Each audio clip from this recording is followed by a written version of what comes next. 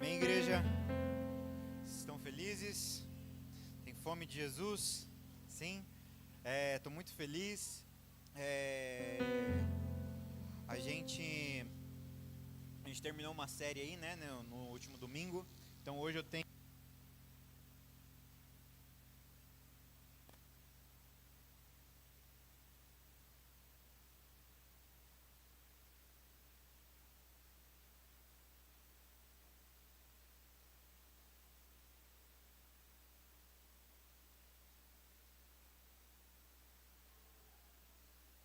Vocês sabem onde ela estava? Eu duvido que vocês adivinhem. Ela estava ilhada no meio da água, que ela foi atrás de uns índios e basicamente não calcularam a gasolina certa, aí acabou a gasolina no meio do rio. Quantas horas você ficou lá, amor? Ela ficou 3 horas lá dentro do rio esperando alguém, sem sinal. Aí a gente mandou, mas tinha mais uma população lá, tinha mais alguns missionários, né? Mas glória a Deus, né? Glória a Deus pelo coração missionário da minha esposa, né? E eu com o filho dela, pra vocês verem. Eu com o filho dela cuidando sozinho. Mas é isso, família. Então, mas foi muito bom. A gente foi lá agora nessa aldeia. É uma aldeia que está começando agora, né? É uma aldeia que ela está inaugurando. Acho que não existe isso, né? Iniciando. É uma aldeia que está iniciando agora. Tem 30 pessoas lá, são 8 famílias. A gente levantou algumas cestas básicas, levou para todas as famílias da tribo. E foi muito importante a gente estar fazendo esse processo de conhecê-los, porque a ideia é que a gente consiga de alguma forma levar um cuidado, né, um cuidado social com eles, mas também um cuidado no sentido de evangelho. Então orem por nós para que isso vá para frente, tá bom? Quem está com a gente há algum tempo sabe que a gente faz algum tempo que a gente trabalha com indígenas, mas a gente quer ganhar estrutura, a gente precisa de sabedoria e graça para avançar nesse sentido, amém? Vocês estão felizes com a nossa igreja? Porque você precisa orar por isso, sabia? É sua responsabilidade, amém? Nossa, hoje eu vou ser chatão, velho. Caraca, eu tô com um espírito de chatice dentro de mim. Caraca, vocês vão ser muito corrigidos hoje, mas que Deus prepare o coração de vocês para me ouvir, né? Eu tô indo embora, gente, então eu vou falar o que eu quiser, depois a pessoa que ficar no meu lugar que conserte. Mas glória a Deus. Essa semana que vem também eu estou indo para o Paraná, hein? Vou passar um tempo com o pastor André lá. O pastor André já veio aqui. É de uma igreja metodista, um dos maiores apaixonados por plantação de igreja que eu já vi na minha vida. Ele manda a gente para todo lugar. Mandou agora mesmo um casal lá para Angola. Eu acho ele meio maluco, mas ele faz isso. E ele acha super legal. E ele queria muito que eu enviasse alguém para lá também, né? Que a gente enviasse, mas ninguém aqui quis ir. Então, se alguém quiser ir para Angola aí, só levantar a mão, tá? Ou fala comigo no final do culto. Mas eu vou estar lá, então não vou estar aqui domingo que vem. Mas é isso, amém? Eu queria que vocês abrissem rapidinho aí comigo em 1 Crônicas, capítulo 21.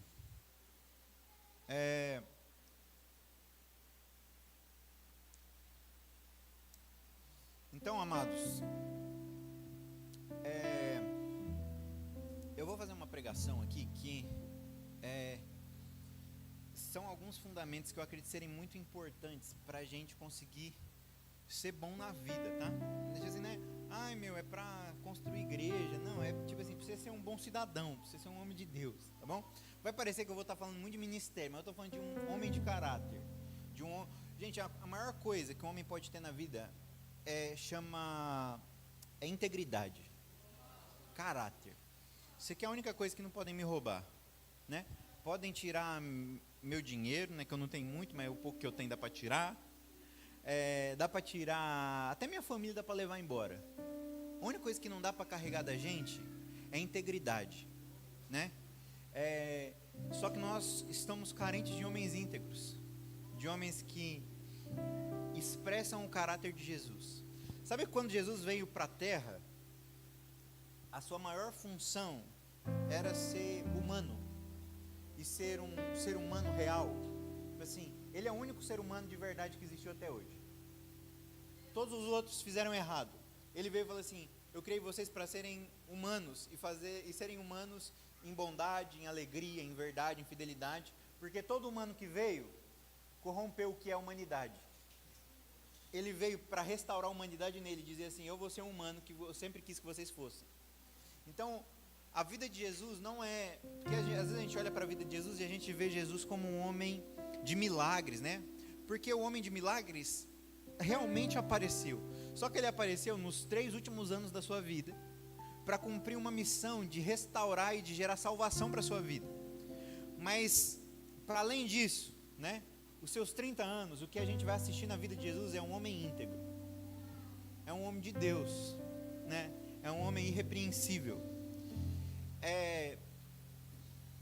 E eu acredito que nesse tempo nós precisamos desses homens que eu posso chegar e falar assim, cara, ser realmente vou dar exemplos bobos, mas para vocês entenderem. A gente tem um Eli aqui, né? O Eli, ele conversou comigo, ele falou assim, Jeff, eu me comprometo com a igreja que eu tô. O que eu vou esperar dele? Que ele esteja minimamente nas programações, amém? Que ele esteja comprometido com a vida de comunhão da igreja, que ele esteja comprometido com a vida de oração e a vida cristã dele, amém? Quando a pessoa não faz isso, ela é o quê? Ela não tem integridade, porque ela fala, mas não cumpre. É gente que você vai conversar, mas você não vai saber se no outro dia ele vai fazer. Então a gente se compromete com a igreja do jeito que a gente quer, mas isso é um problema profundo de caráter, gente. É gente sem caráter. Eita que eu vou bater hoje. Mas estão entendendo, gente? Porque a gente quer falar, não, é que eu sou inconstante, eu não consegui. Gente, homens de caráter, eu conheço homens de caráter, que eles prometem, eles cumprem, porque eles são fiéis às suas palavras. A gente está botando tudo para o campo da alma, é que eu não consegui, que eu fiquei triste. Você fica triste e não vai trabalhar? Tem gente que faz isso, né? Que aí é, meu Deus do céu. Mas pensando num bom cidadão, né? Você não vai trabalhar? Mas a gente usa essa desculpa para tudo, para comunhão. A gente está numa relação profunda de igreja, que a gente acredita que isso aqui é mais importante do que qualquer outra coisa, porque dentro da igreja existe a eternidade. Vocês dizem que estão obedecendo Jesus. A gente fala sobre comunhão e os irmãos não vivem comunhão. Meu Deus, né? A gente fala sobre oração e os irmãos não oram. A gente fala de Bíblia e os irmãos não leem. Vocês estão me entendendo? Só que isso aqui, gente, é problema de integridade. Aí eu estou falando de coisa de Deus, né? Mas eu estou falando de tudo na vida. Eu estou falando, gente, que tipo assim... Eu falo do Eli, que ele é um bom exemplo, que a gente vai conseguir, ele não vai se ferir no final. Mas conversa com o Eli. Tipo assim, Eli, você precisa cuidar da sua esposa.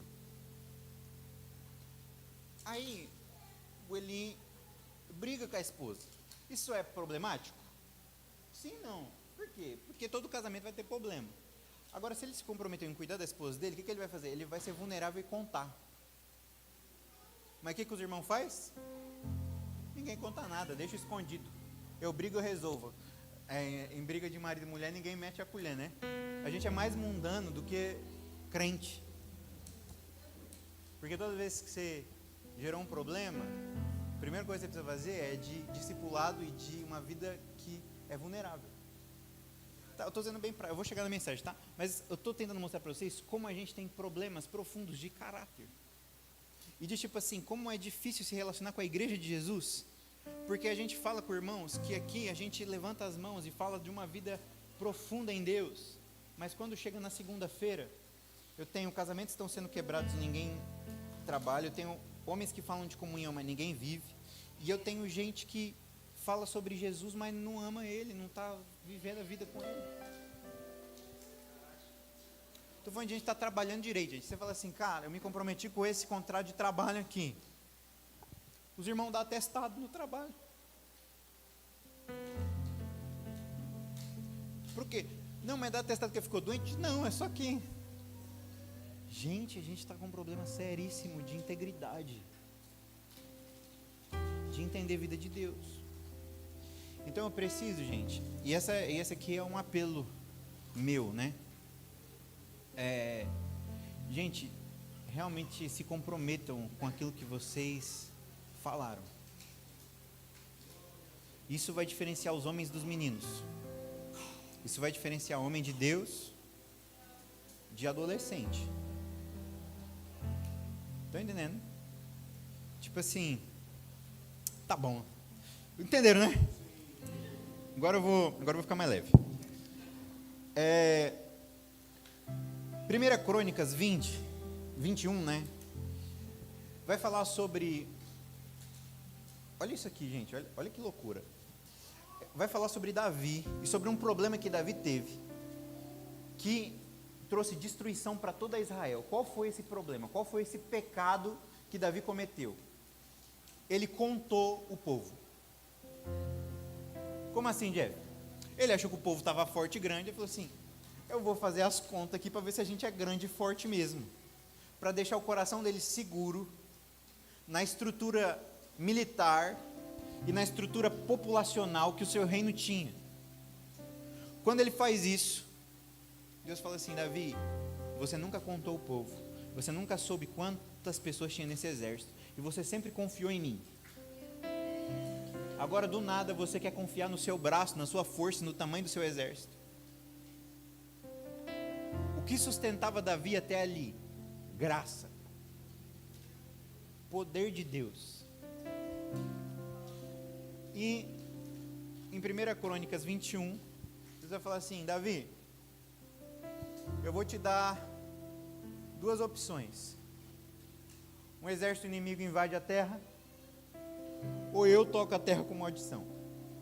O que você escolhe? Olha, Davi é muito íntimo, né? Para Deus te comunicar, ainda te perguntar o que você mais gosta, porque na minha vida normalmente ele só faz. Mas assim, ele pergunta para Davi, e Davi fala assim, Deus, não me joga na mão do exército inimigo porque os homens são impiedosos. Coloca nas suas mãos porque eu sei que você é misericordioso. Mas percebam que isso aqui é um problema de aliança que Davi fez com o Senhor. Ou seja, ele prometeu uma devoção, ele prometeu uma confiança, ele prometeu um jeito de andar. E no meio desse jeito de andar, ele quebrou a aliança e começou a contar e confiar no seu braço e na sua força. Estão comigo? Inúmeras vezes, a gente faz alianças profundas com o Senhor e nós cremos na graça, amém, gente? Eu creio na graça, creio no Deus perdoador e não estou falando contra isso, tá? Não estou falando contra a salvação, não estou falando contra nada, estou dizendo que Deus é um Deus de alianças e que nós, quando quebramos alianças, temos consequências daquilo que fazemos. Só que nós achamos que não. Então, todas as vezes que a gente erra, eu não sei se tem uma consciência em nós que nos mostra, fala assim, cara, isso aqui é perigoso. Contar o povo é perigoso. Eu prometi que confiaria nele, confiar em mim é perigoso.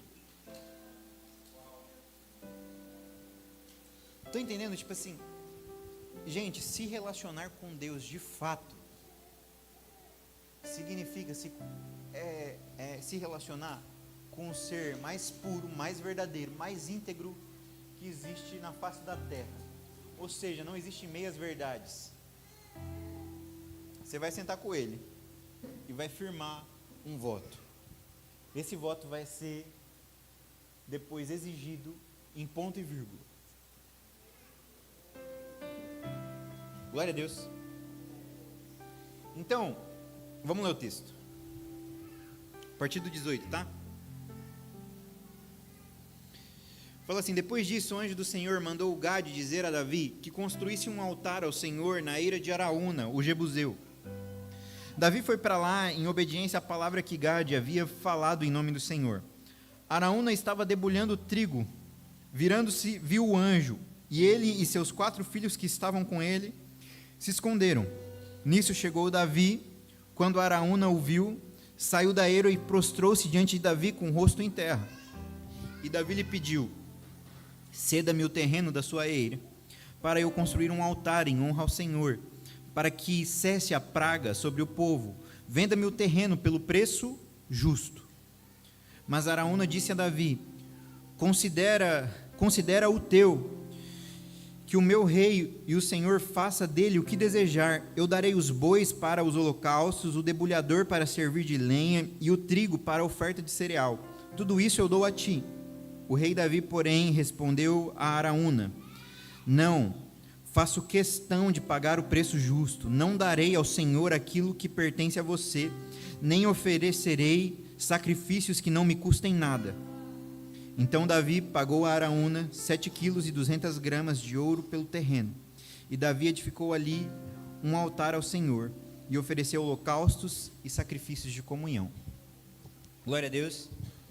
Então essa é uma famosa frase de Davi, né? Não darei ao Senhor sacrifícios que não me custem nada. E aí, gente, a pregação começa agora, tá bom? Aquela parte lá era só porque eu estava bravo. Agora a pregação. Nós temos um problema profundo de miséria nas nossas mentes. Normalmente é assim, eu vou rachar uma pizza aqui, né? Eu, Eli e o Alan. Aí deu 100, né? Fica 33 centavos para cada um. Né? Normalmente crente é assim, a nossa justiça ela é a justiça própria, nós não vê quem ganha mais, nós sempre vai pelo igual, porque para crente isso é ser justo. Aí a gente divide tudo igual. Aí o Alan pega e decide não pagar a conta. Fala, não, eu estou sem grana e tal. E aí a gente fala, aí eu e Eli muito legais, que a gente é super legal, né, Eli? A gente fala assim, tá bom, amigo, fica tranquilo, a gente paga. No final, sabe o que a cabeça do Alan diz para ele? Caraca, me dei bem, velho, nem precisei pagar. Porque a mente do crente o crente corrompido também, mas é de grande parte dos crentes que eu conheço. É muito bom se eu não precisar pagar a conta. É muito bom dar sacrifício que não me custa nada. Estão entendendo? Só que Davi está levantando outro princípio, que ele está dizendo assim, eu nunca vou construir nada que não me custe alguma coisa. Eu não estou falando de dinheiro, gente. Estou dando o exemplo da pizza. Mas eu estou dizendo que evangelizar os índios significa ficar 3 horas com o bebê em casa, que eu estava com ele, chorando, com fome, sabendo que esse é o preço para construir alguma coisa. Gente, quem mais devia pagar preço na face da terra chama crente. Crente devia ser apaixonado por preço. Você tem que pagar quanto emocionalmente para ter isso aí? Eu pago. Vocês estão me entendendo?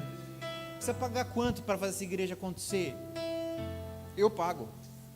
Precisa de quanto de tempo, do meu tempo e da renúncia da minha vida para fazer isso dar certo? Eu dou. Mas cara, isso é sacrificial demais, isso dói demais, isso só vai perder nessa história. Só crente faz isso. Só gente tocada por Jesus. Não existe um ser humano sequer que, tendo a possibilidade de não pagar nada, pagaria. Estão me entendendo? Ou seja, gente, para que a gente consiga construir uma igreja, que a glória de Deus possa habitar no meio de nós, nós precisamos de homens que sabem pagar o preço. Lembra, a gente cantou aqui sobre Paulo no caminho de Damasco, a gente quer ser como Paulo no caminho de Damasco. Sabe a primeira coisa que Deus fala para Paulo no caminho de Damasco? Eu te mostrarei o tamanho do preço de padecer pelo meu nome. Essa é a primeira frase de Deus para Paulo. Primeiro é, por que me persegues, Paulo? Depois é, eu vou te mostrar o tamanho do preço, Paulo. Estão me entendendo? Só que normalmente a gente é tão místico na nossa vida cristã, que quando a gente recebe a palavra profética, a gente quer a parte legal dela. Fala assim, me mostra se eu vou ser um grande pastor, ou um grande empresário, ou um grande artista, ou um grande profissional da área, sei lá, do direito, do entretenimento, Mas você já perguntou o tamanho do preço? Ou a gente quer só construir e ter coisas? A vida de Jesus, a gente vive debaixo desse lugar de salvação e graça, gente. Mas esse lugar de salvação e graça só foi dado porque alguém pagou o quê? Um preço. A sua vida tem um preço. E Jesus, para te ter, falou assim, eu pago o preço. E gente, Deus é soberano, mas é íntegro. Se ele não fosse íntegro, ele podia dizer assim: vamos ninguém pagar o preço, a gente dá um jeito de, por um passe de mágico, restaurar a natureza humana, e ninguém pagar nada, e a gente tem todos eles de volta. Mas Deus é um Deus, Ele não é homem para que minta, nem filho do homem para que se arrependa. Ou seja, a integridade que há na vida de Jesus diz: eu não vou tê-lo se não pagar. E se esse é o preço de sangue, eu vou derramar o sangue. Glória a Deus. Está forte. Gente, a gente está precisando de Davi. Vocês entenderam a história aqui? Eu vou contextualizar para vocês entenderem. Depois que Davi faz esse censo, Deus fala assim: Davi, vai ter um castigo, começa o castigo. Davi vai lá, consulta o profeta Gade, que é o profeta que está na frente do templo lá, fala para Davi: Davi, faz o seguinte, compra um campo. E aí ele fala assim: compra o campo de Araúna. Sabe qual que é o campo de Araúna? O campo de Araúna é o mesmo lugar onde Abraão sacrificou Isaac, é Moriá. É o mesmo lugar também onde é construído depois o templo de Salomão. Ou seja, ele fala assim: vai lá e compra o templo de Araúna, vai lá e compra o terreno de Araúna. Ele fala assim: e aí você vai levantar lugares de sacrifícios naquele lugar e pedir perdão por todo o povo. Ele chega para Araúna, fala assim: Araúna, eu preciso do terreno, você pode me vender? Aí Araúna fala assim: meu rei, quem sou eu? Eu não só vou te dar o terreno, como toda a oferta que você precisar, eu vou providenciar tudo. Eu providencio o trigo, eu providencio os bois, eu providencio o altar, eu faço tudo. Fica tranquilo, a gente vai salvar esse povo.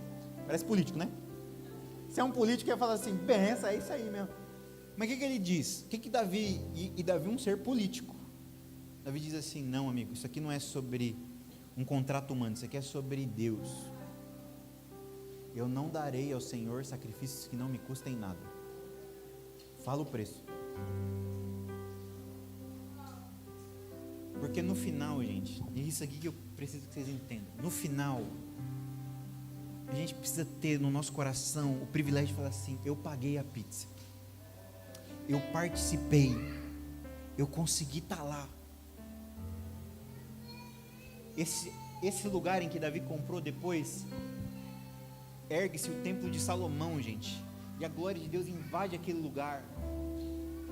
Por quê? Porque Deus desejou um pedaço de terra e Davi pagou o preço, e depois Davi pode dizer: eu fiz parte disso. Imagina, gente, olha como nossa mente é miserável. Tipo assim, sabia que dá para eu separar da Karina e deixar ela criar esses meninos sozinha? Sabia que normalmente o pai brasileiro faz isso? A gente tem uma taxa de divórcio de 60%, 70% no Brasil. Por que é a nossa masculinidade no Brasil? Não quer pagar preço. Depois que o filho está criado, ele quer chegar lá e falar assim: e aí, filhão? Só que aí a criança não reconhece, porque toda a autoridade que a gente reconhece tem a ver com o preço que foi pago. Estão me entendendo? Para ter autoridade tem que ter preço. A gente só reconhece a autoridade de Jesus porque Ele deu o preço. Ele falou assim: eu valia bastante, Ele pagou tudo. Mentira, né? A gente não valia nada e Ele pagou tudo. Estão entendendo? Tipo assim, que privilégio chegar no final da minha vida e da minha esposa e a gente poder olhar para os nossos filhos e falar assim: em cada parte da sua criação, da sua educação, do seu ministério, da sua vida profissional, eu paguei o preço para você estar aí. Sabe, tipo assim, e que mesquinho chegar no final e falar assim: ó, ele virou um homem de Deus e eu nem precisei fazer nada.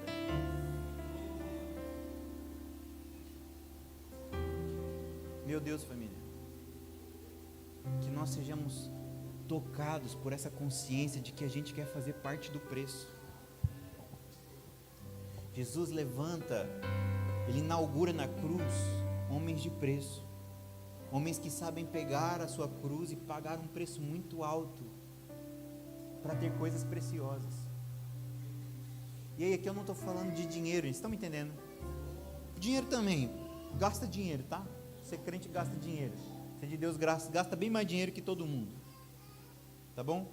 Glória a Deus por isso. Mas é bem mais que dinheiro. É bem mais que dinheiro. Então,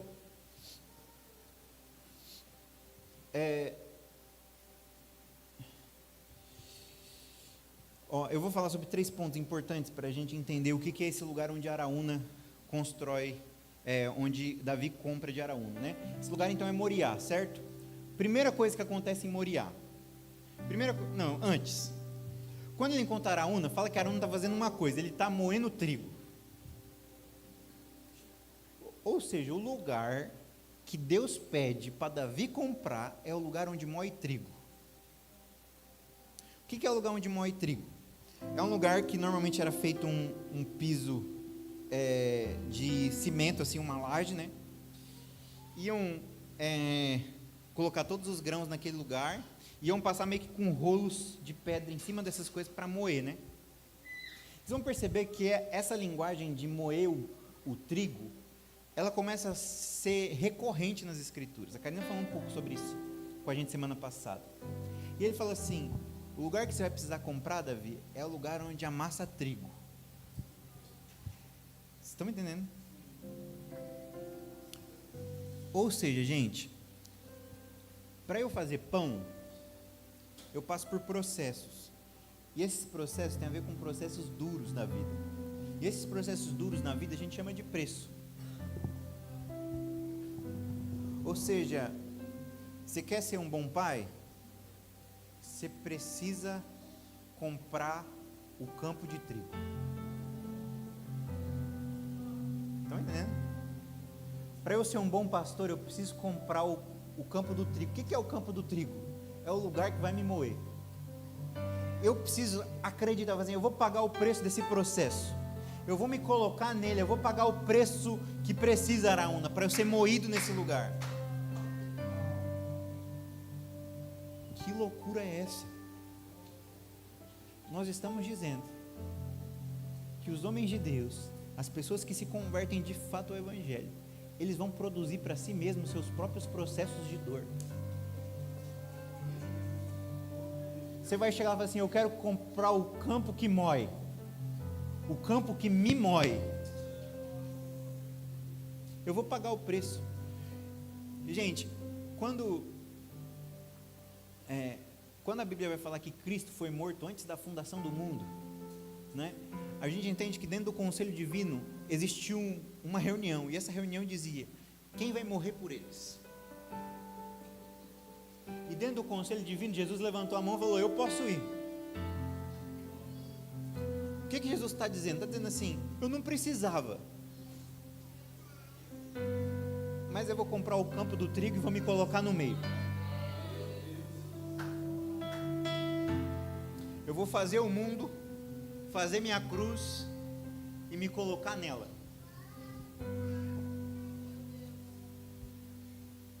Meu Deus, está forte. Você precisa achar seu campo de trigo. Você precisa comprar ele e falar assim: eu vou pagar o preço. Gente, tipo assim, ó, pra vocês, exemplos práticos, né? Quando eu e a Karen, a gente foi enviado para a Baixada Santista, né? A gente sabia que a Baixada Santista era nosso campo de trigo. Por quê? Nós tínhamos uma igreja forte, crescendo, de Deus em São Paulo. Nós tínhamos comprado nosso apartamento, nossa parcela era tranquilo para a gente pagar, a gente tinha acabado de ganhar um bebê, e a gente tinha nossos trabalhos lá. Alguém chega e fala assim: Jeff, tem um campo lá na Baixada, se você quiser comprar, só que você vai ter que perder o emprego, você vai ter que sair da igreja que está dando certo, você vai ter que sair do seu campo familiar, você vai ter que perder toda a rede de apoio familiar que você tem e tentar alguma coisa lá. Você quer? Quando eu olhei, eu falei assim: eu acho que esse é o sacrifício que eu preciso para me tornar o que eu preciso ser. Se eu olhar pela ótica do ganho, não ganha. Mas se eu olhar pela ótica da cruz, faz todo o sentido do mundo. Eu vou perder tudo, mas eu vou me tornar pão. Eu vou perder todo o meu conforto, toda a estrutura que eu tenho, mas eu vou me tornar o que precisa. Estão me entendendo? Meu Deus. Então, a primeira coisa é, o campo que Deus pede para comprar é um campo onde moe trigo. Segundo ponto, esse campo, né, que se chama Moriá, esse monte, né, esse campo ficava no topo do monte, que é o Monte Moriá. É o mesmo monte onde Isaac foi sacrificado. Eita, vai ficar mais difícil, hein? Primeiro eu tenho um processo para mim, depois eu tenho que ter um processo para quem está em volta. Andar perto de Jesus é ver Ele morrendo, mas saber que ficar perto dele você morre junto. Que você produz processo para si, mas produz processo para o outro. E às vezes eu fico com dó dos meus bebezinhos. Por quê? Porque eu preciso providenciar para eles uma cruz. E o meu senso protetor, paterno, diz, protege. A gente fica muito... A gente fala muito sobre a obra de Jesus na cruz e pouco sobre a obra do Pai na cruz. Uau, vamos lá. Mas o Pai também estava fazendo a sua obra. E qual que era a obra do Pai? Entregar seu filho. Essa era a obra do Pai, era: eu vou esmagá-lo, eu vou moê-lo, a ponto de meu filho olhar para mim e dizer: Deus meu, por que me desamparaste? Meu Deus, amigo, vocês precisam entender isso. Eu preciso olhar para ele, e ele é bem bonitinho, fofinho, fala bonitinho. Só que eu preciso olhar para ele e falar assim: eu preciso dar uma cruz para esse homem. Quando eu trouxe o Eli para cá, gente, vocês não sabem como eu acabei com a vida do Eli. O Eli também tinha um trabalho, um bom trabalho mesmo, numa clínica boa em São Paulo. Ele tinha uma boa casa e não queria nem ter filho, estava lá de boa na vida dele, né? Quando ele se aproximou de mim, se fosse outro, ia falar que eu não estou abençoando ninguém, que normalmente ficar perto de crente tem que abençoar a vida, né? Eu só ferrei a vida dele. Ele veio para ficar desempregado. Aí ele teve que arrumar trabalho aqui, conseguiu um trabalho meia boca, ele trabalha 12 por 36, tipo assim, se ele não está aqui é porque ele está no plantão de 12, 24, ou ele está indo para 36 horas seguidas de trabalho. Com 2 crianças agora. Mas o que é isso? Eu preciso ser o Abraão dele.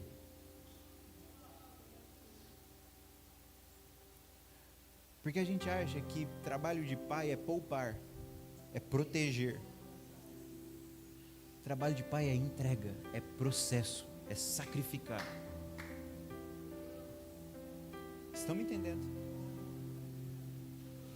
Ou seja, aquele campo que Davi estava comprando tinha uma história, e a história é: tem preço nesse monte, tem preço de sangue, tem preço de filho.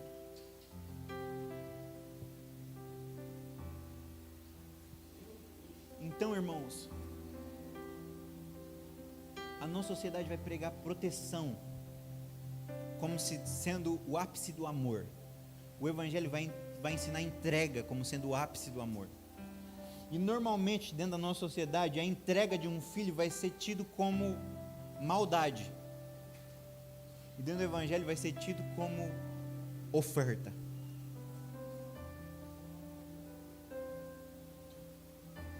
Ou seja, andar ao redor de homens de Deus significa andar ao redor de homens que ofertam. Vocês vão perceber que Jesus termina seu ministério, ele acabou de ter se tornado oferta, ser crucificado, morto, ressuscita, ele chega para o seu próximo amigo, Pedro, e diz: você também vai ser oferta. Ele diz assim: até então, Pedro, você tinha suas próprias decisões, mas a partir de agora vão te vestir com uma roupa que você não quer. E a própria Escritura diz que aquela era uma profecia sobre a morte de Pedro. Imagina encontrar Jesus, gente. Em vez dele te profetizar a vida, assim, você é o próximo, hein, amigo? Eu vou te entregar. Que amor é esse? Começa a te deixar confuso.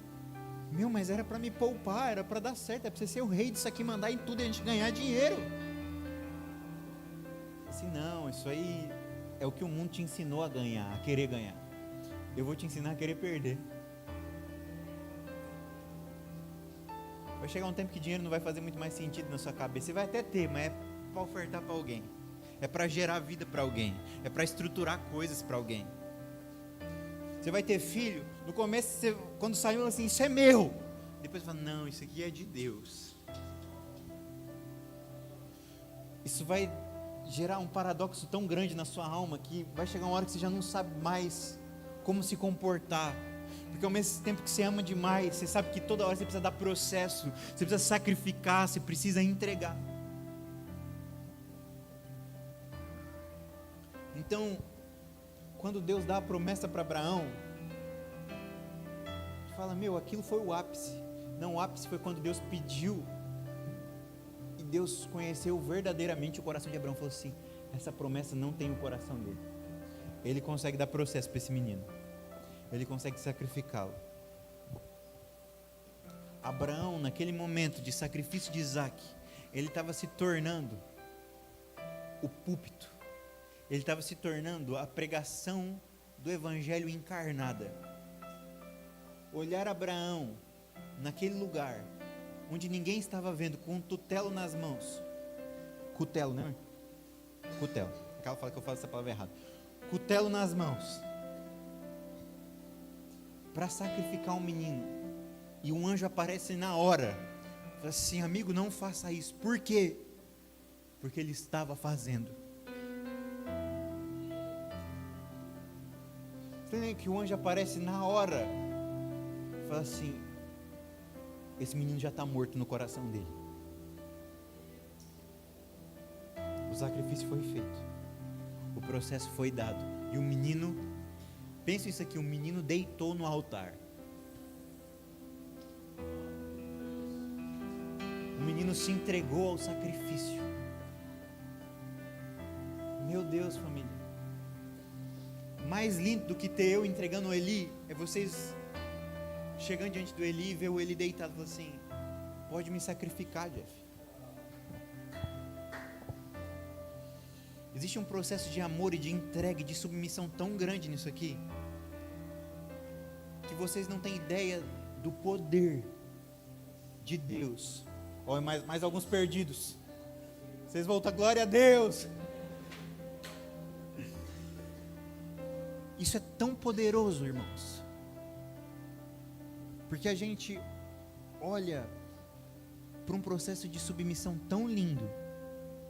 E fala assim, ninguém deitaria.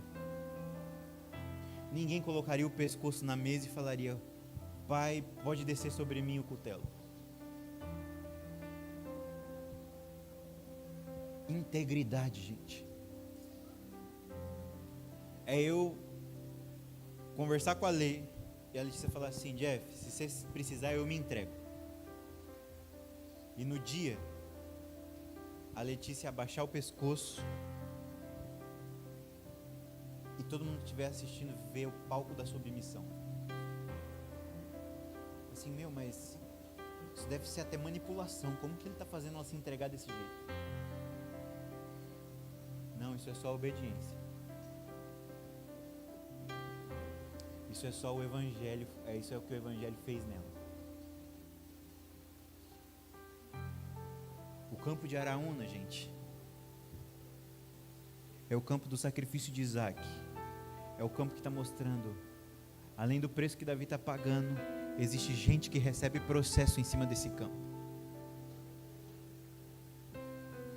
E a última coisa que existe em Moriá é a construção do templo. do tabernáculo de Deus. Todo preço gera uma estrutura. Todo preço gera construções de Deus. Eu não conheço um homem que paga preço que dele não saiam estruturas. Todas as vezes que eu vejo uma grande estrutura, você vai ver até em cidade, toda vez que você entra numa cidade, você vai ver a cabeça de alguém lá. Alguém pagou um preço, tem uma história, saiu de alguém. Não sai do nada. Cidades não nascem do nada. Estruturas não nascem do nada. Saem de trabalho duro, de suor e de sangue. Às vezes você vai chegar numa igreja, não gostei da música. Gente, olha o preço que tem aquilo lá e toma cuidado com o que você fala. Entra na casa de alguém, não gostei, achei feia a decoração.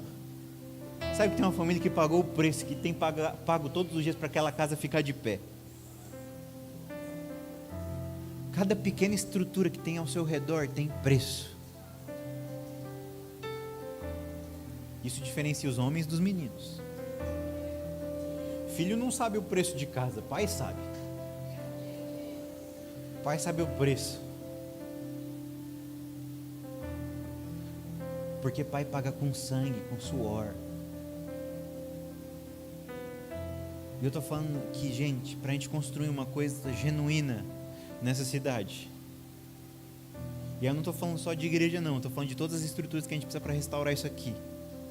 Vocês vão precisar comprar um campo e falar assim, eu pago.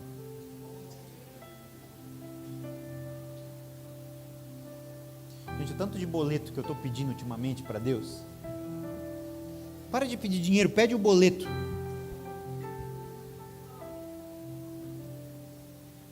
Pede o problema. Estão comigo? Davi aqui, em vez de pedir o campo, ele fala assim, me dá o boleto só. Meu Deus, que homem. Estou falando desses homens, gente. E como Deus honra esses homens. Os homens mais abençoados da Bíblia, gente, não foram os que pediram grandes bênçãos. Foram os que pagaram o preço. Para Jesus te salvar, ele pediu uma cruz. Ele falou assim, deixa que eu pago o boleto, me dá o boleto, quanto que é? Aí os céus anunciou, é o preço de uma vida. Eu pago. Estão comigo? Que igreja vai ser essa? Que em vez da gente chegar e as pessoas falam assim, me dei bem, não paguei nada hoje. A pessoa vai chegar e falar assim, não. Me dá o boleto. Me dá o boleto emocional disso daí. A gente faz isso aqui ficar de pé. Existem casamentos que precisam estar de pé. Fala assim, não, eu vou construir esse casamento. Eu vou abrir mão de todo o meu orgulho. Eu vou ser amassado do jeito que for necessário. Aí emocionalmente, duro. Financeiramente, duro. Eu pago. Aí para fazer uma adoração de Deus, preço. E para fazer aquela goma lá, que acontece lá em casa, aquela goma meio despretensiosa, não, tem preço.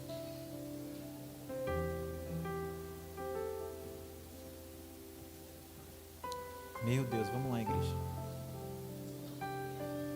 E uma coisa que Davi diz aqui, é por isso que eu comecei falando de integridade. Ele fala assim, ele chega para Araúna e fala assim, eu quero pagar o preço justo, ou o preço cheio. O que ele está dizendo? Ele fala assim, eu não quero que você me dê desconto.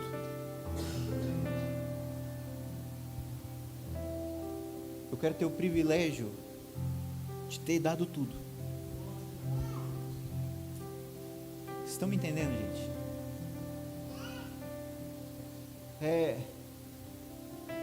É Moisés não, Abraão,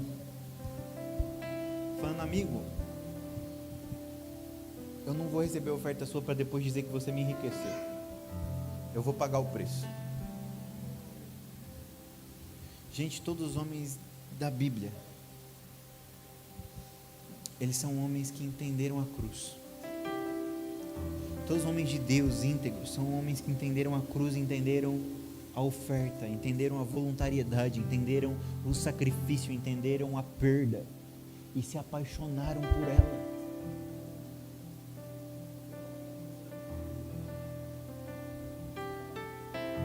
Vocês já ouviram a história de John Wesley? John Wesley foi um dos maiores pregadores de seu tempo, né? Um avivalista. A igreja metodista saiu dele. Se tem uma metodista em todo lugar hoje, saiba que isso tem um preço. E disse que sabe o que ele tinha? Uma égua e eu não lembro uma moeda da época, mas era tipo assim, 100 moedas da época, que ele andava como se fosse 100 reais. Era isso que ele tinha sempre no bolso. 100 reais e uma eguinha. E ele tocou a Europa inteira com a eguinha dele e seus 100 reais. E não é que não tinha dinheiro, entrava muito dinheiro na vida dele, mas ele não ficava. Mas gente, olha o tamanho do legado desse homem. Mas parece que a gente quer deixar para trás bens e não legado. A gente se apaixonou pelo Deus dessa era. E a gente está trabalhando muito para deixar bens e não legado. Eu não estou dizendo que você não precisa ganhar dinheiro, não estou dizendo que você não precisa trabalhar. Eu estou dizendo que isso aqui não deveria ser o centro da sua vida. Eu estou dizendo que quando o cristianismo e o evangelho entrou na sua vida, ele deveria ter mudado esses valores dentro de você. Você deveria ter começado a correr atrás de outra coisa. A sua vida precisava começar a se organizar ao redor de outros fundamentos e valores.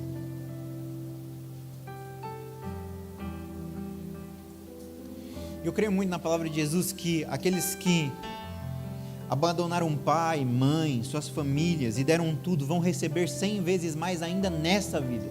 Creio muito nessa promessa. Mas não creio que nós estamos com o coração querendo ganhar muito mais. Eu creio que esses homens eles estão apaixonados por preço.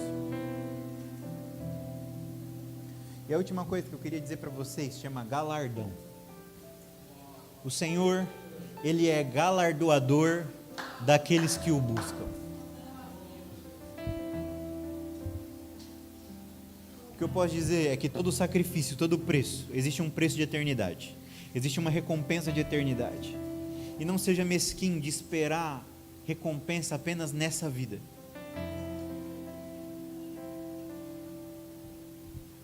A Bíblia vai dizer que se você der um copo de água para um profeta, você recebe galardão de profeta. Eu estou dizendo que o pequeno preço que você está pagando agora, sabe, tipo assim, às vezes as pessoas, estava conversando com o time de staff essa semana, né, que a gente teve um intensivo, às vezes você vai chegar aqui, e você vai ver gente passando o pano no final do culto, e algumas pessoas vai ficar com dó, e eu vou falar assim, olha que privilégio, ele está armazenando recompensa para a sua eternidade. Tem galardão, gente. É só você não fazer para o pastor, faz para Jesus. É só você não fazer, eu não, até cuidar da minha esposa, sabe que eu não cuido dela simplesmente por ela? Eu cuido dela porque eu preciso entregar ela de volta para Jesus. Porque pode ser que um dia eu faça alguma coisa para ela, nem perceba e nem ligue. Como sempre acontece. E aí, mas olha como isso vai começar a corromper o amor. Porque se eu a amo esperando a minha recompensa, Coríntios vai dizer que isso não é amor. Porque amor não tem seus próprios interesses. Ou seja, eu a amo olhando para a eternidade. Eu cuido dos meus filhos, eles não me recompensam de nada, assim. Ele só sorri para mim no final, eu fico mó feliz. Mas tirando o sorriso do final, não tem recompensa financeira. Onde está minha recompensa? Eterna. Homens de Deus, arrancaram seus olhos da terra, colocaram seus olhos na eternidade. Diz: eu sirvo um Deus galardoador. Então, gente, estou precisando de gente que paga preço. Estou precisando de gente que pede o boleto. Tá bom? Então, só para vocês entenderem, tipo assim, a gente tem alguns sonhos. Um dos nossos sonhos é começar a tocar aqui a região da FEBEM, aqui ali perto do Esmeralda. Tem um boleto. Eu e minha esposa chegamos e falamos assim: a gente paga. Mas quanto que é? A gente não sabe, mas a gente vai pagar. Ah, mas já vi, e a igreja vai ajudar? Não, a gente não vai fazer pela igreja, a gente vai fazer pela gente. Se alguém da igreja quiser ajudar, pode ajudar, mas a gente precisa pagar o preço. Mano, mas você vai para a Bahia, você construiu uma igreja legal, agora deu tudo certo. Você vai começar do zero de novo dentro de uma sala de estar. Eu vou pagar o preço. Eu quero ver. E aí, tipo assim, gente, que loucura. Toda vez que dá certo, você larga tudo e começa de novo, do zero. É porque homens de Deus estão apaixonados pelo preço.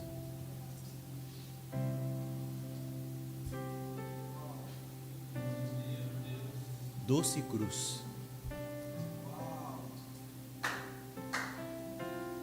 Os relatos da história da igreja diz que homens que estão indo para a morte, gente, homens dentro do Império Romano que estão indo para a morte, a história diz que quando Roma foi queimada, eles colocam a culpa nos cristãos que estavam se convertendo dentro da igreja primitiva.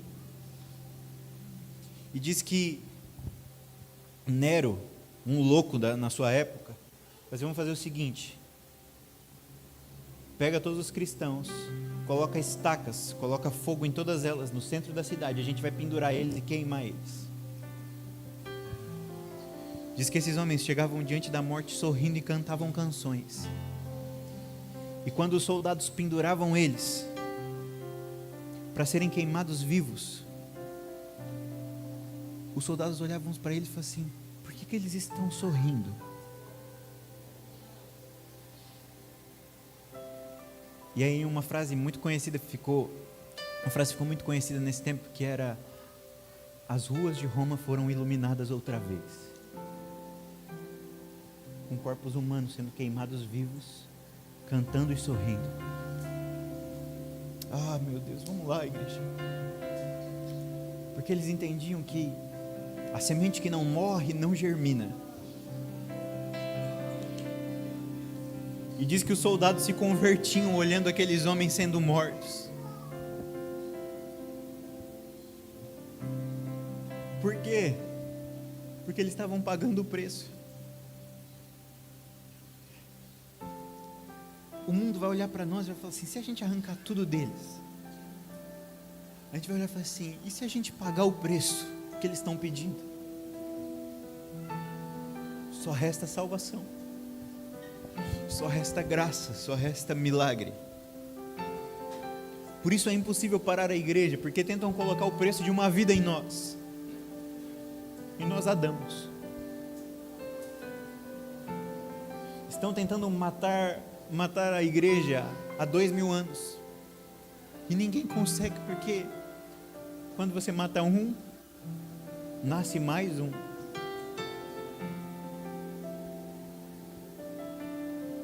Mas se você não entender o preço, amigo, se você não sair daqui hoje e falar assim: gente, qual que é o boleto? Qual que é o Pix? Estão entendendo? Quem que está precisando? De meu corpo de cuidado sabe como eu sou chato. Toda hora eu vou dizer: você recebeu alguém em casa? Você foi cuidar de alguém? Você está gastando a vida com alguém que não é você? Cadê seu dinheiro? Seu dinheiro está gastando com alguém? Por quê? Porque eu quero ser o Abraão que estou dando Isaac. Tipo assim, meu, você está morrendo? Você está se entregando? Você está sendo sacrifício? Você está sendo oferta? Ou você está poupando a sua vida e vivendo para você? E você precisa começar a fazer disso a sua vida. De olhar para você e ver se você é oferta. De olhar para quem está do seu lado e falar assim: você se fez oferta? Jesus, quando ele está olhando para os seus discípulos, ele está dizendo assim: se alguém quiser vir após mim, tome a sua cruz, porque eu não vou andar com quem não está andando com cruz. Eu não vou andar com quem não tem a vida de oferta, a vida de sacrifício. Para andar, para ser igreja, nós vamos precisar ser oferta. Eu vou precisar andar com homens que estão sendo flagelados, mortos, mas porque creem na mensagem do Evangelho e sabem: de nós vai vir a vida.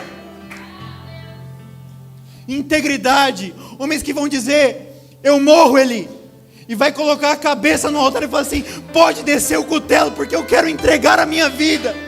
Eu não vou me poupar.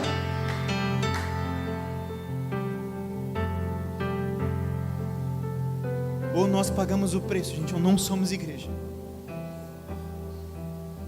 Ou nós pagamos o preço e somos íntegros e fazemos aquilo que estamos falando. Ah, meu Deus. Ou a gente vai ser uma vergonha para os nossos filhos.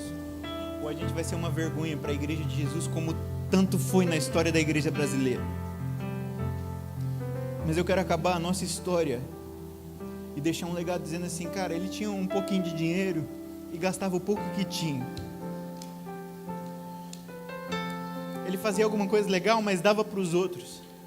Porque ele não tinha a sua vida como importante, ele não tinha o dinheiro como importante, ele não teve nada na sua vida que importasse mais do que pagar o preço por pessoas.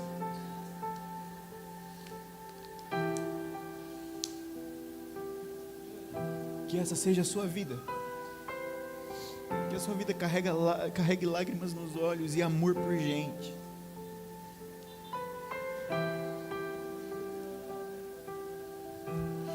Que você nunca seja conhecido como alguém que se poupou.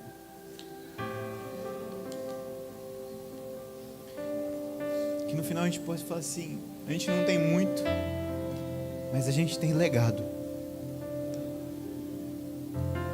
Não sobrou muito do nosso dinheiro, não sobrou muito dos nossos bens, mas tem estruturas para um povo inteiro morar. Tem estrutura para uma família inteira ser cuidada. Nada dá para chamar de meu, mas eu sei que minha mão estava lá em tudo. Fica de pé comigo.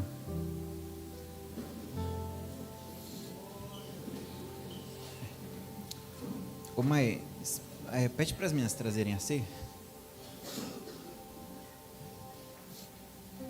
Eu queria que hoje é um dia muito especial.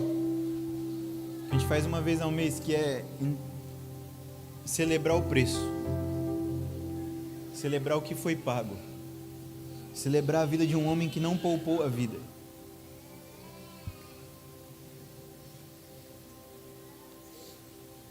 Queria que você estendesse sua mão para cá para a gente consagrar o pão e o cálice. Jesus, nós sabemos que o pão que aqui está, ele é o trigo que foi amassado e se tornou pão. Nós sabemos que isso aqui não é mero símbolo, isso aqui é a expressão de uma vida. E nosso sangue é um homem que não se poupou e pagou um preço muito alto. E derramou até a sua última gota de sangue. Nós consagramos isso no seu nome, Jesus. Essa é a nossa oração. Amém. Então, família, pode entregar, tá? Eu queria que hoje a gente fizesse esse tempo de ceia com o coração muito no lugar. E eu queria que vocês começassem a olhar de coisas que vocês precisam pagar o preço mesmo. Que vocês olhassem para aquilo que vocês prometeram e falassem, Deus, eu sei que no meu próprio braço eu não consigo cumprir nada que eu prometi para o Senhor, mas me dê graça, me ensine, me dê humildade, me dê coragem, me ensine a ser oferta, me ensine a ser sacrifício. Gente, amem a correção. Provérbios vai dizer que a correção, ela é mais valiosa do que a prata. Ele está dizendo que não existe dinheiro maior que consiga valer mais do que um homem que te corrige. Será que você está apaixonado por correção? Correção vai ser as suas podas. Correção vai ser os seus processos. Valorize mais a correção do que a prata, do que o ouro. Busque processos. Compre o campo que vai te amassar. Nesse campo você vai ter que aprender a sacrificar. Nesse campo você vai precisar aprender a se ofertar. mas vai vir estruturas desse lugar. Vamos ler o texto, é 1 Coríntios 11, 23.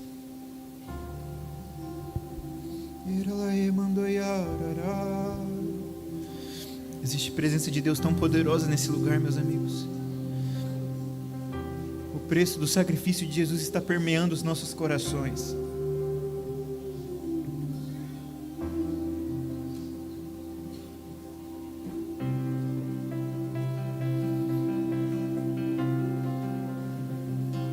Eu queria que você pegasse o pão na mão agora.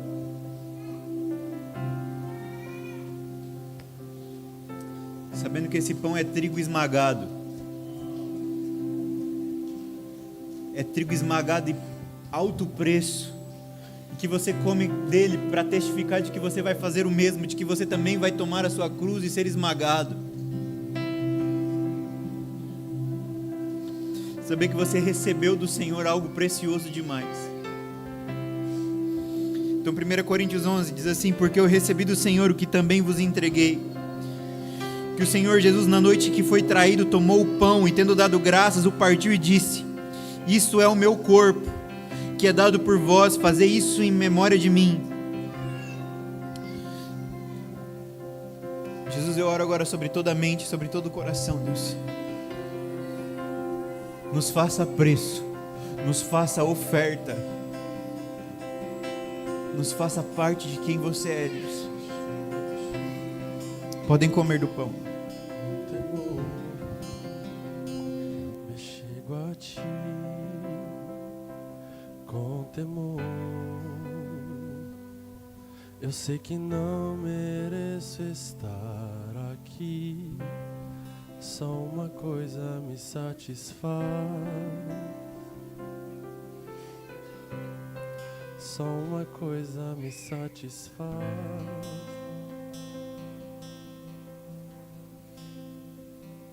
Se pra carregar sua glória eu preciso estar coberto com sangue dos sacrifícios que fiz ao longo do caminho. Se há um preço a ser pago pra ter a sua glória, só uma coisa me satisfaz. Só uma coisa me satisfaz.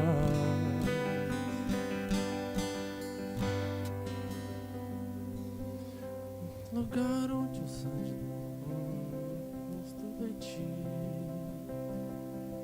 Nesse lugar preciso, eu quero estar. Só uma coisa me satisfaz.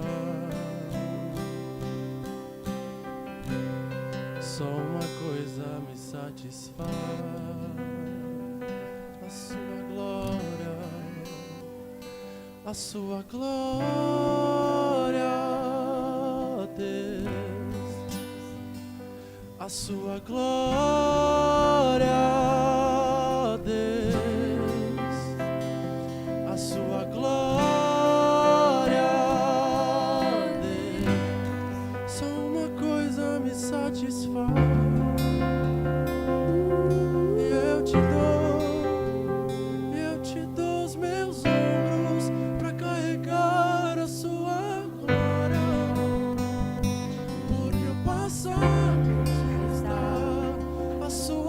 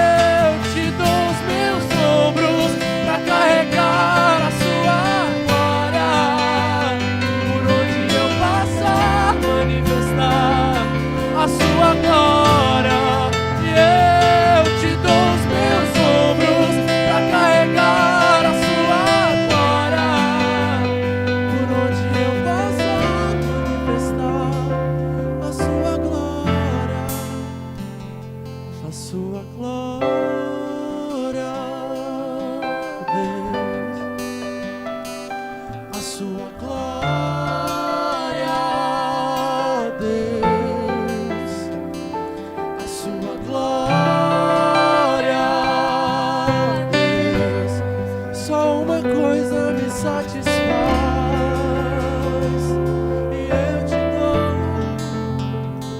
eu te dou os meus ombros para carregar a sua glória. Por onde eu passar, manifestar a sua glória. E eu Te dou os meus ombros para carregar a sua glória. Por onde eu Passar, manifestar a sua glória. a sua glória. Ah, Deus. A sua glória.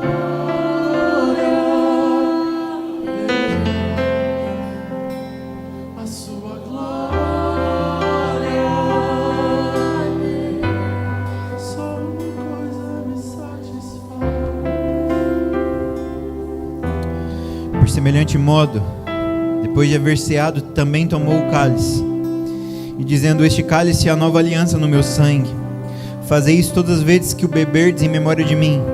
Porque todas as vezes que comerem esse pão e beberem esse cálice, anunciam a morte do Senhor até que Ele venha. Eu queria que você pegasse o cálice agora.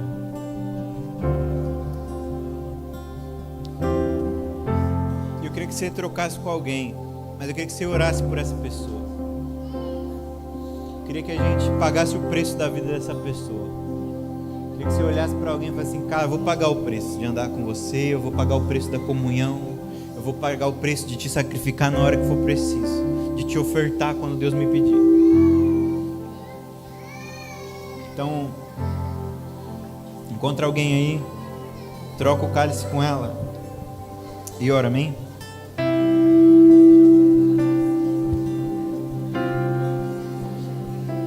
Somos corpo, assim pegados, totalmente ligados, unidos, vivendo em amor, uma família, sem qualquer falsidade, vivendo a verdade, expressando a glória do Senhor.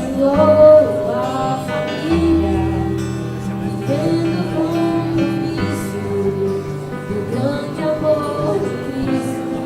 Eu preciso de ti, querido irmão, precioso és para mim, querido irmão.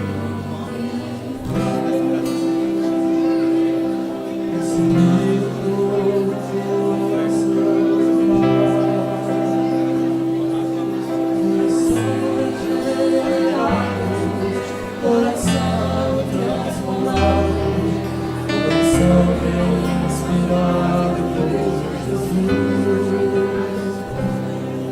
como fruto desse novo coração, eu declaro a paz de Cristo, te abençoo, meu irmão, preciosa é a nossa comunhão.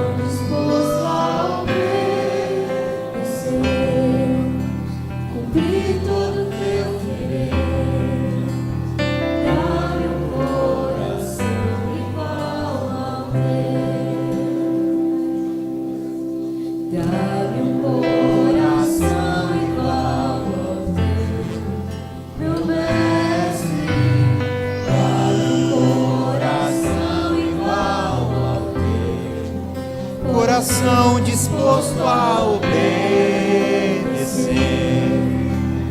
cumprir todo o teu querer, Dá-me um coração igual ao teu. Ensina-me a amar o meu irmão, a olhar com teus olhos, perdoar com seu perdão. Deixe-me com teu Espírito endireita os meus caminhos. Ó Deus, dá-me um novo coração. Deixe-me com teu Espírito endireita os meus caminhos. Ó Deus, dá-me um novo coração. Dá-me um coração igual. Queria que vocês participassem agora todos juntos do sangue de Jesus, da sua oferta, do seu sacrifício. Obedecer, cumprir todo o teu coração igual ao teu. Eu creio que o Senhor está trazendo à memória o preço que tem sido pago nas últimas estações, e o que o Senhor já te prometeu e te disse que você precisaria dar e entregar nesse tempo. Eu queria que isso fosse mais que uma memória na sua cabeça, que isso fosse um voto solene, um compromisso do que você vai entregar e se tornar. E eu queria que a gente terminasse cantando essa canção, pedindo para que o Senhor nos dê integridade e obediência para viver a vida que Ele nos chamou para viver. Que vocês não voltem atrás naquilo que o Senhor chamou. Que vocês carreguem o coração de Jesus. Amém?